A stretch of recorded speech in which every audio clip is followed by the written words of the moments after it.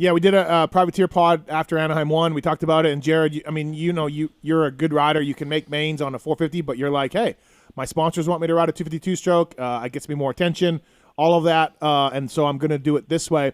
But I'll be honest, I didn't have you qualifying for one of these, so that's awesome. What's the biggest advantage and what's the biggest disadvantage 13 rounds into Supercross that you've seen?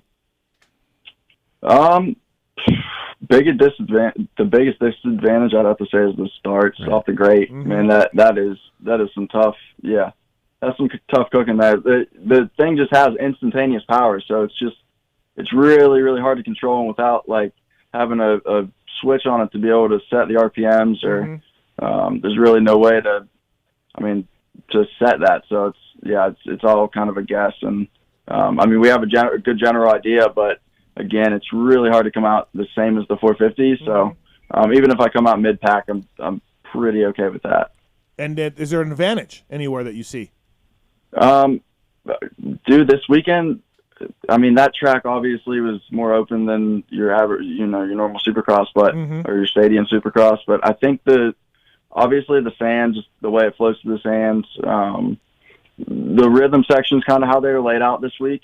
I really felt like that bike was able to carry a lot of, forward momentum through those rhythm sections. Being able to shift third and just kind of float forward through those rhythm sections kind of helped. And there were a lot of little spots, too, where you can make up time just where you were on the ground.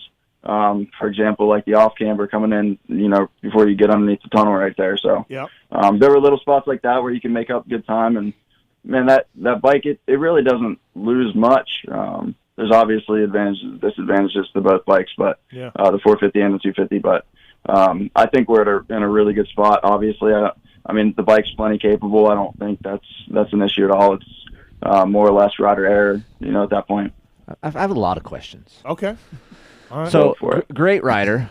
I've watched him over the Arena Cross year. I watched him. That's kind of where I kind of know you from, Jared, is watching you at Arena Cross and how aggressive you are. Your corner speed's really good. I feel like within the Arena Cross confines, it's an advantage because you can hit those three in those rhythms. You can hit those three outs out of the corner fairly easy compared to the other 250Fs that are doing it.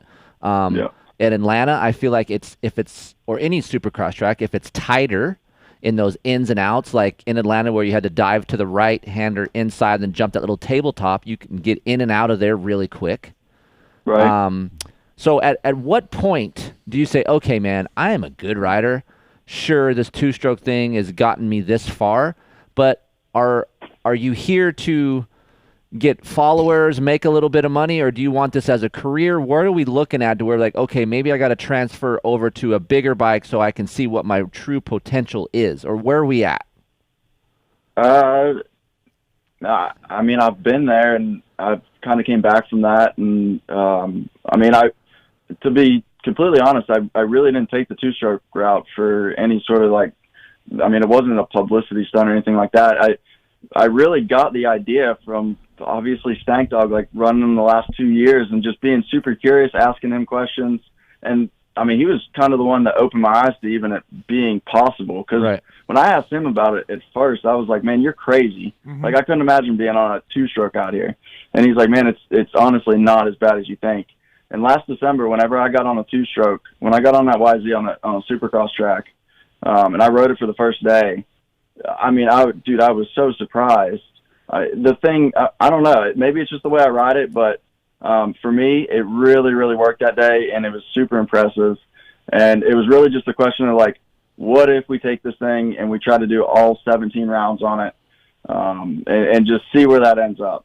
I don't even think we really had obviously your goal is to make main events. Obviously, every single one of us out there wants to make main events, but I don't think we really had a true set goal at the beginning of the season because we had no idea where we were going to be at. We were kind of at ground zero, but between the motor package, HP race development with Derek, being able to download the bike, getting the power, deliver exactly where it needs to be is obviously huge because you can't be, hitting the power band in the wrong spot. It's a really weird space to be in if you're in that space. So that, along with the Enzo KYB suspension, Yoshi and Ross, those guys have been obviously hooking it up. even Yoshi coming over this weekend and helping me in between each qualifying session. So there's a lot of moving parts, obviously, that make it all happen. But overall, at the end of the day, the bike's definitely capable. A lot of people think it's not, but a lot of it just comes down to the rider and being able to perform on it. So basically, if you were offered like, oh, hey, Jared, what's up? I'm a team. I want you to ride my YZ250F next year and be on a team. You're open to that idea. Yeah, absolutely. Okay. If it makes sense, and yeah, definitely. It's crazy that I mean, aside from the two-stroke, I feel like we've done some really, really cool stuff in the past, even last year with bike themes, that kind of thing. We did the same exact thing we're doing this season. The only difference is we're on a two-stroke. Correct. And the amount of publicity and followers and fans that we've gained from that is I mean, it's pretty insane to see. So that's really been the only difference. I mean, my results haven't really changed other than making a main right now. But in the LCQs, I was basically the same spot last year. I was usually close between 7th and 10th to 5th in the LCQs. Really close, but just not making it in. And that's where I've been this season, I mean, until now. So, it's a process. I think it's taken this long to kind of figure things out. But at this point, I mean, even with the arena cross finishes, I mean, I'm capable. The bike's plenty capable. It's just a matter of doing it. Also, too, sick. The bike looks sick. Yeah, it does. Looks that bitchin'. is a great setup. Thank you. Well, not his whole setup, his gear, the way he has these flow boots, like it looks sick. Yeah. FMF's been a big part of your program, Jared? What was that? FMF's been a big part of your program? Absolutely. Yeah. Yep. Little D over there. Those guys have been awesome. Helped out. Little D will eat this shit up. Oh, like, dude, he is for this. That's like, he likes this That's shit. what I'm saying. Yes. Yeah. And they Listen, partnered when on we drop took the with bike you, right? into the factory, and they saw that thing firsthand before A1. I mean, it was really cool to see their reaction. I mean, it was super, super cool to be a part of that and be able to tour it and all that stuff. Yeah, those guys they've been like family. EVS Sports bringing you Jared Lesher on the show. Do we know when the last time a two-stroke was in a 450 main event? Does anybody know? Apparently, it's Mike Brown, 2006. No shit. Yeah, that's what. So Josh Woods is listed as a 252 stroke at Vegas that year, and I texted Woodrow and he said no, I was on a 4-stroke. # never change AMA. And then Woodrow said he thought it was Brownie in 06. That long. Yeah.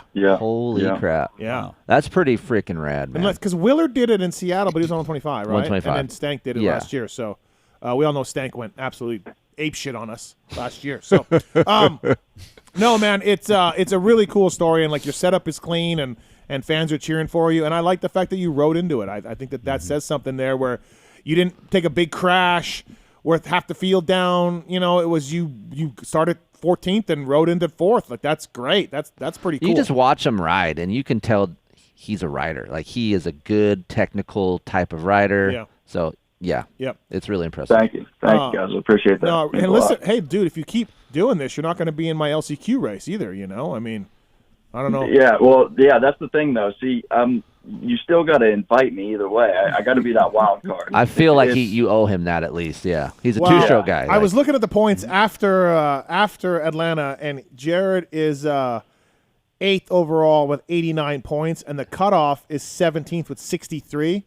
So I think you're pretty safe. Yeah, he's like, safe. I think you're Okay. because obviously Fair enough. we only 2 more races until it's go time. So Fair I think you're in no matter what. But I'll be emailing you the schedule shortly, probably tomorrow or something, Jared. Just let you guys know what we're doing. So get a ticket for that, by the way, if you can. People, $30 ticket. You can win a YZ450F or one of a bunch of other prizes. How much was last year, the pot? What was it? Mark's 140, was it? Yeah, right around there.